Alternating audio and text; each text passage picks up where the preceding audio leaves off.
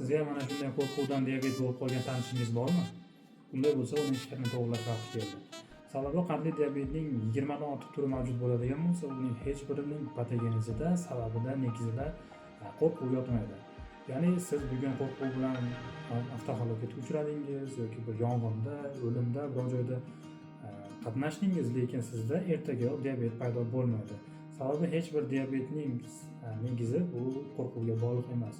Birinchi tur diabet yosh bolalarda kuzatiluvchi asosiy diabet, bu asosiy kelib chiqish mexanizmi virusli kasalliklar hisoblanadi. Qizamiq, qizilcha, tepki, paratit shu singari kasalliklarning oshqozon osti bezining beta hujayralarini destruksiyaga uchratishi, nobud qilishi natijasida kelib chiqadigan autoimmun kasallik hisoblanadi yoki boshqa bir sababi nasliy moyillik hisoblanadi. Ikkinchi tur diabet esa bu asosan yosh kattalarda kuzatiladigan insulin rezistentlik hisobiga kelib chiqadigan tur hisoblanadi. Ya'ni bularda ham asosiy sabab qo'rquv emas.